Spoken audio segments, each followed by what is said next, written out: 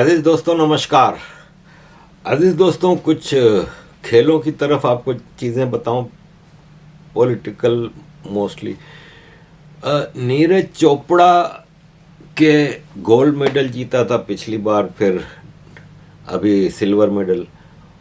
उसका इतना असर पड़ा है कि इंडिया में 825% स्पाइक वाई बढ़ा है जेवलिन की क्लासेस के लिए सर्च की, यानी 825% ज़्यादा लोग अब ढूंढ रहे हैं कि कहाँ ये सीखा जा सकता है। एक आदमी से काफ़ी चीज़ें तब्दील होती हैं। India was always cricket cricket hockey, cricket cricket hockey, और ये है कि थोड़ा बहुत रेसलिंग और ये कभी कभार चीज़ें होती थी। अब दूसरे स्पोर्ट्स की तरफ अब महिलाओं की क्रिकेट बढ़ी है। अब स्पोर्ट्स में बहुत कमर्शलाइजेशन होने से कई लीग्स होती हैं, कई चीज़ें होती हैं। इसी तरह इन स्पोर्ट्स की भी अहमियत अब लोगों को पता चली है। होपफुली ज़्यादा से ज़्यादा युवा जो है इंडिया की, क्रिकेट में इतना पैसा है कि ज़्यादा उस तरफ जाते हैं, लेकिन दूसरे खेलों में भी बहुत कुछ है। नीरज से पूछिए, यही पूछना है तो अरशद नदीम से पूछिए। अरशद नदीम की ज़िंदगी में भी एक इनकलाब आया है और कई 100 करोड़ से ऊपर इसको वादे किए गए हैं, दिए भी गए हैं। दर्जन के करीब तो गाड़ियाँ मिल गई हैं इसको। तो एक गांव का एक लड़का, लेकिन अपने कमिटमेंट से। अच्छा, मैंने देखा है सोशल मीडिया पे अरशद नदीम के हवाले से काफ़ी इंडियन नाराज़ हैं कि वो एक टेररिस्ट से मुलाकात कर ली और ये किया। और देखें, आफ्टर ऑल पहली चीज़ तो ये कि वो एक मुसलमान है। उसको आप ये ना समझें कि वो इस्लाम छोड़ चुका है, तो उससे अपने रिलीजन की प्रैक्टिस वो सब चीज़ें तो वो करेगा, लेकिन आफ्टर ऑल एक मॉडरेट फैमिली है, स्ट्रिक्ट इस्लामिक फैमिली नहीं। टेररिस्ट से मिलने की बात है तो हज़ारों लोगों से मिला है ना भाई। अब कहीं गैदरिंग है, प्रेसिडेंट हाउस में बुलाया, गवर्नर हाउस में बुलाया, किसी फेडरेशन ने, क्रिकेट फेडरेशन ने बुलाया, इसने बुलाया, कंपनियां हैं जो गाड़ी की होंडा कंपनी है वो बुलाते हैं। आप कितने हज़ारों लोगों से वहाँ पे लोग हाथ मिलाने वाले होते हैं। कई जगहों पे आप बराबर में बैठे हैं, आपको पता नहीं कि कौन है। आप अच्छे इखलाक एक मुसलमान होने के नाते फिर हर एक के चेहरे पे थोड़ी लिखा है कि कौन कितना बड़ा टेररिस्ट है। पाकिस्तान में तो सैकड़ों हज़ारों में ऐसे टेररिस्ट आपको मिलेंगे जो कि सिर्फ टेररिज्म के मकसद के लिए पैदा किए गए हैं। जैसे कि अरशद नदीम की एक टेररिस्ट से मुलाकात की बात है, तो you have to give it benefit of doubt. After all उसका अब तक का चलन जो है वो बाकी पाकिस्तानियों से थोड़ा सा फ़र्क है। और मैं, जैसे ताहिर गोरा भाई हमारे कनाडा के, पंजाबी हैं ना भाई, मुस्लिम घर में पैदा हुए ना, लेकिन ये है कि इनका चलन है जिसकी वजह से हम उनको इतना प्यार करते हैं। लेकिन अरशद नदीम तो स्टिल एक मुसलमान है, तो उसको थोड़ा बेनिफिट डाउट दें। बेहतर एक आदमी ने अचीव किया है, रोल मॉडल बनता जा रहा है। हर पाकिस्तान में इस वक्त आदमी अरशद नदीम बनने के चक्कर में है। यू नेवर नो कि मुख्तलिफ स्पोर्ट्स में इस तरह इंकरेजमेंट से ये चीज़ें पॉजिटिव होती हैं। ये इनकी हलाल की कमाई होती है, टोटल लीगल होती है, पब्लिक में आया हुआ पैसा है, आपकी अचीवमेंट के लिए है। अब मुझे कोई पेपाल पे $5, $50, $100 कोई भेजता है तो मेरे काम की रिकग्निशन पे कि चलो यार अच्छा काम कर रहा है, थोड़ा हम सपोर्ट कर दें। अरशद नदीम ने 40 साल बाद पाकिस्तान के लिए कोई गोल्ड मेडल जीता है और एथलीट्स में तो पहला है, तो अचीवमेंट तो है। ठीक है, आगे बढ़ते हैं क्रिकेट की तरफ। जय शाह आईसीसी के चेयरमैन बन गए और 1 दिसंबर या ऐसा कुछ है इनकी ड्यूटी शुरू होंगी। ये रोटेशन पे होता है हर कंट्री का। हमारे पाकिस्तान का चीफ पीसीबी का बनाया, मतलब पाकिस्तान को जब ये टर्न मिली थी तो Zaheer Abbas one of the best batsman ICC के प्रेसिडेंट रहे। तो ये रोटेशन पे होती है, मेजर कंट्रीज़ के हाथ में होती हैं। इंग्लैंड है, ऑस्ट्रेलिया है, सबके आते हैं। भारत के भी मौका मिला है तो जनरल सेक्रेटरी जो हैं अपने जय शाह उनको भेज दिए। सही है ना, हक है। इस पे इतना अंदर खाने तपने की क्या ज़रूरत है। देखें, आप एक कंपनी है सपोज, उसमें एक डायरेक्टर आप अपॉइंट करते हैं, डायरेक्टर पब्लिक रिलेशन। अब वो पब्लिक रिलेशन में परफॉर्मेंस अच्छी देता है तो योर सिलेक्शन इज गुड ना। अब आपने उसको सिलेक्ट करते वक्त क्या क्राइटेरिया रखा था उससे हटके, अजय शाह का भी यही है। He is handling Indian cricket very well.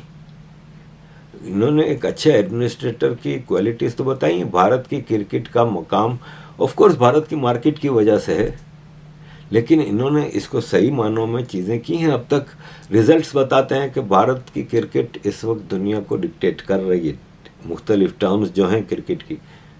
तो इट मीन्स दैट इनके पीछे वालों ने भी अच्छा काम किया और ग्रेजुअली भारत की, ऐसे ही जैसे सौरव गांगुली ने रिवॉल्यूशनाइज किया। जब वो कैप्टन बने उन्होंने इंडिया की टीम को एक फाइटिंग टीम बनाया। इसके बाद 2-3 टेस्ट के लिए अनिल कुंबले आए और अनिल कुंबले के बाद ये धोनी आ गए, कंटिन्यूएशन आ गया, मोर एग्रेसिव हो गई। फिर इसके बाद कोहली आया, अब रोहित है। ये अग्रेसिवनेस इंडिया की क्रिकेट की ग्रेजुअल है। इसी तरह जय शाह ने भी कंटिन्यू अच्छा किया है। इस पर फजूल की क्रिटिसाइज, अब ये कहना कि वो अमित शाह के बेटे हैं इसलिए बने, तो भाई नीचे से शुरू किया इन्होंने। ये गुजरात क्रिकेट एसोसिएशन के जनरल सेक्रेटरी ऐसे कुछ थे और वहाँ से बढ़ते बढ़ते ये शायद अहमदाबाद से शुरू किया था, ऐसा ही कुछ है। लेकिन बहरहाल नीचे से ग्रेजुअल प्रोसेस हुआ, डायरेक्ट चेयरमैन अपॉइंट नहीं किया गया। अजीज दोस्तों, पाकिस्तान को भी इस पे बहुत जलन है और ममता जी ने तो मुबारकबाद, बधाइयाँ अमित शाह जी, आपका बेटा चेयरमैन बन गया। और उसमें जो एक जल कुकड़ी होती है ना हर मोहल्ले में, जो सबको सुनाती रहती है, उस स्टाइल में उन्होंने ये लेटर लिखा है। अजीज दोस्तों, पाकिस्तान के क्रिकेट तो तबाही की तरफ है, बिल्कुल तेज़ी से जा रही है। इतनी तेज़ी से जिस तेज़ी से पाकिस्तान की सिक्योरिटी सिचुएशन, पाकिस्तान की इकोनॉमी, ये सब जिस तरह गिर रही है, उसी तेज़ी से क्रिकेट। बांग्लादेश से होम मैच हार गए। हमेशा ताने मारते थे भारत को कि फास्ट बॉलर पैदा नहीं कर सकते। देखो, हम आधा दर्जन फास्ट बॉलर बैठा हुआ है इनके पास। क्वालिटी ये है कि बांग्लादेश 10 विकेटों से मैच जीत जाता है। कोई बैट्समैन नहीं। बाबर को कोहली बनाया हुआ है। बाबर की पोजीशन ये है कि पिछले 2 साल में इसने एक भी 50 नहीं की टेस्ट क्रिकेट में। आखिरी 15 इनिंग में इसका हाईएस्ट स्कोर 31 रहा है, वो भी बांग्लादेश में रावलपिंडी में करंट टेस्ट मैच में। ये इसका हाईएस्ट रहा है पिछली 15 इनिंग में। 2021 में आखिरी इसने 50 की थी। और जब आप ऐसे प्लेयर्स को खिलाएंगे जिसने 2021 से पाकिस्तान की तरफ से 28 कैच छोड़े हैं, 28 कैच छोड़े हैं 2021 से। पर टेस्ट अगर आप एवरेज लगाएंगे ना तो 2 कैच ड्रॉप कर रहा है। बैटिंग में 50 तक नहीं कर रहा। क्या क्राइटेरिया है भाई सिलेक्शन का? सिर्फ इसलिए कि इसका नाम हो गया बड़ा। भारत में शिखर धवन कितना ज़बरदस्त, थोड़ा परफॉर्म नहीं किया, साइड पे बिठा दिया। टैलेंट है तो आगे दूसरों को भी आने दो रास्ते में। बैटिंग की हाल ख़राब है और बाबर आजम जगह बना के चिपका हुआ है। अजीज़ दोस्तों, ये है कि पाकिस्तान की क्रिकेट वेस्ट इंडीज़ के लेवल पे आ चुकी है। कंटिन्यूस 6 टेस्ट, 5 टेस्ट हारे हैं होम ग्राउंड पे कंटिन्यूस। और पिछले 9 टेस्ट मैचों में एक भी नहीं जीता, 4 ड्रॉ 5 हारे हैं। बांग्लादेश जैसी, मैं ये नहीं कह रहा कि अब देखें टेस्ट क्रिकेट खेलते हुए बांग्लादेश को भी 25 साल हो गए, थोड़ा बहुत है इनमें, लेकिन still you can not compare with Australia या इंग्लैंड या इंडिया। बांग्लादेश है ना एटलीस्ट, और आपका होम ग्राउंड है, और आपने फास्ट पिचें बना के 4 फास्ट बॉलर उतारे, और रिजल्ट आपने क्या दिया। तो यह है कि पाकिस्तान की क्रिकेट इस वक्त टोटल तबाही की तरफ जा रही है। अजीज़ दोस्तों, थोड़ा आपको छोटी मोटी और 2-3 खबरें कि पाकिस्तान आर्मी के जो ऑफिसर अपने बाप के मरने पे गए थे मिलने मिलाने केपी में, तो वहाँ पे डेरा इस्माइल खान में उनको अगवा कर लिया था, किडनैप किया था टीटीपी ने, इनकी वीडियो भी निकाली थी। अब पाकिस्तान में ये प्रेस रिलीज आई है आईएसपीआर की तरफ से कि आर्मी ऑफिसर्स और उनके जो रिश्तेदार अगवा हुए थे अनकंडीशनली वापस पहुंच गए हैं।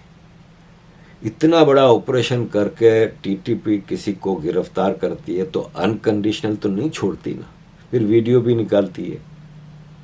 तो कंडीशंस बहुत ख़तरनाक रखी गई हैं। और पाकिस्तान आर्मी 71 में जिस तरह ढाका में हथियार फेंके थे, इस तरह इस वक्त पाकिस्तान आर्मी सिर्फ मार खा रही है। अजीज़ दोस्तों, अमेरिका के रिटायर्ड जनरल HR मैकमास्टर ने कहा है कि बिल्कुल भी गलत बात नहीं है, ये बिल्कुल करेक्ट बात है कि पाकिस्तान की इंटर सर्विस इंटेलिजेंस ISI के टेररिस्ट ग्रुपों के साथ बहुत करीबी संबंध हैं। रिटायर्ड, और ये नेशनल सिक्योरिटी एडवाइज़र भी रहे हैं। और लेफ्टिनेंट जनरल मैकमास्टर ने कहा है कि प्रेसिडेंट डोनाल्ड ट्रंप के ज़माने में हमने ये सब कोशिश की हटाने की, कि पाकिस्तान को ISI को मजबूर किया जाए कि टेररिस्ट ग्रुपों से डिस्टेंस करे। वो प्रेसिडेंट ट्रंप के ज़माने में बहुत कोशिश हुई, लेकिन US की जो डीप स्टेट है, स्टेट डिपार्टमेंट, पेंटागन ने इसके खिलाफ रेजिस्ट किया और हमें नहीं करने दिया। ये एक थ्योरी चल रही है सोशल मीडिया पे भी, और कई जानकार लोग इस पे बारे में बता रहे हैं कि ये जो अमेरिका की डीप स्टेट के बारे में बातें आती रहती हैं ना, वो दरअसल गलत नहीं है। हर मुल्क में एक इस्टेब्लिशमेंट होती है, सरकार उसके कंट्रोल में ना होते हुए भी होती है। एक हायरार्की होती है जो आपकी इकोनॉमी को रन करते हैं। जैसे कि आप की इंडस्ट्री है, आपका कॉरपोरेट सेक्टर है, आपका एग्रीकल्चर सेक्टर है, आपका जो दूसरा सेक्टर है जो कि सर्विसेज प्रोवाइडर हैं, जैसे कि एक्टर्स हैं, खिलाड़ी हैं, सेलिब्रिटीज़ हैं, सब, तो उनकी सहूलतों को देख के ही हर मुल्क में पॉलिसी बनती है, क्योंकि आपको इकोनॉमी का पहिया रन करना होता है। तो ये अमेरिका में भी है, पेंटागन है, जो कि पूरी दुनिया में फौजें कौन भेज रहा है? पेंटागन भेज रहा है ना। प्रेसिडेंट के कहने पे, अमेरिका की डीप स्टेट की पॉलिसी पे पूरी दुनिया में अमेरिकन फौजें फैली हुई हैं, स्टेशनड हैं, और अटैक भी करती हैं, प्रोटेक्ट भी करती हैं। पेंटागन, CIA अमेरिका की सीक्रेट सर्विस है जो पूरी दुनिया में उसके ऑपरेशन हैं। दुनिया का शायद ही कोई ऐसा मुल्क हो जहाँ पे CIA का कोई एजेंट ना हो। फिर वो एजेंट के अंदर सब एजेंट लोकल होते हैं, इंडिया में, पाकिस्तान में, बांग्लादेश में, हर जगह। और तीसरा है आपका FBI, sorry, state department foreign policy बनाता है। अमेरिका की फॉरेन पॉलिसी पे ही सारी चीज़ें। तो ये 3 हैं जो कॉरपोरेट सेक्टर के साथ मिल के पॉलिसीज़ बनाते हैं।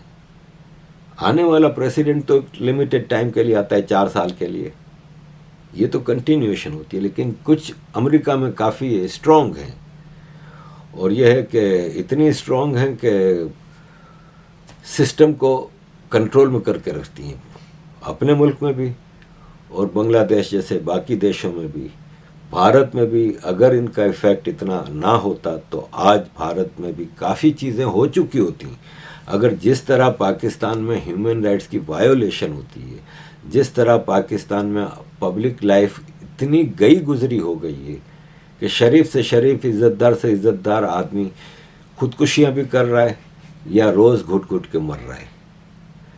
ह्यूमन राइट्स वायोलेशन की ज़बरदस्त कंटिन्यूस, मिसिंग पर्सन देख लें, एक्स्ट्रा जुडिशल किलिंग देख लें, रिलीजियस एक्सट्रीमिज्म देख लें, माइनॉरिटी राइट्स देख लें, हर लिहाज से क्राइम बढ़ा हुआ है। तो अजीज दोस्तों, ये है कि पाकिस्तान को बचा के रखा हुआ है अमेरिका ने उनकी डीप स्टेट की पॉलिसीज़ की वजह से, और ये सिलसिला हर मुल्क में होता है। लेकिन पाकिस्तान जैसे मुल्क कंट्री नहीं कहलाते, ये बनाना रिपब्लिक होते हैं। ये बनने से आज तक आप इसमें देख लेना, डेमोक्रेसी तो आई ही नहीं। एक प्राइम मिनिस्टर जिस कंट्री में अपना टर्म पूरा ना कर सका हो 77 सालों में, उसको आप डेमोक्रेटिक तो नहीं कह सकते। आप कुछ भी कह सकते हैं, डेमोक्रेटिक नहीं कह सकते। जिस कंट्री में जितने आर्मी चीफ 77 साल में आने चाहिए थे, उसके आधे से भी कम क्यों हैं? क्योंकि एक आर्मी चीफ 3 साल के लिए आता है, 10-11 साल टिक के जाता है। मार्शल नहीं लगा पाते तो फिर वो 2-2 टर्म कम से कम गुजार के जाते हैं। ये डेमोक्रेसी तो नहीं है ना, जहाँ पे आर्मी चीफ सारी चीज़ें डिक्टेट करता है। तो अजीज दोस्तों, ये सारी सिचुएशन है। और अमेरिका में डीप स्टेट के बारे में इन्होंने बताया कि ये रोक रहे हैं हमें पाकिस्तान की। क्यों रोक रहे हैं? पाकिस्तान की आईएसआई को उससे अलग करने, टेररिस्ट ग्रुपों से अलग करने से क्यों रोक रहे हैं? इसलिए कि आफ्टर ऑल अमेरिका की डीप स्टेट भी पाकिस्तान के साथ इस टेररिज्म को बढ़ाने की पॉलिसीज में पार्टनर है। आज की नहीं है, 75-74 से है, जब अफगानिस्तान में इन्होंने ग्रूमिंग शुरू की थी सीआईए और पाकिस्तान की आईएसआई ने मिलिटेंट्स की। लिबरल अफगानिस्तान में, ईरान में, पेरिस में बैठा आयतुल्लाह खुमैनी जो करवा रहा था, कर तो लोकल लोग कर रहे थे ना। तो ये साझेदारी है सीआईए और आईएसआई की, और ये चलती रहेगी। इसीलिए पाकिस्तान का हर गुनाह माफ़ है, इंडिया का कोई गुनाह माफ़ नहीं। अगर जो ट्रीटमेंट पाकिस्तान के साथ कर रहा है अमेरिका और वेस्ट, वो ट्रीटमेंट अगर इंडिया के साथ करे ना, तो इंडिया ह्यूज जंप मारेगा मुख्तलिफ सेक्टर्स में, और ये इनको पता है। अजीज दोस्तों, thank you very much, kindly keep supporting, thank you very much.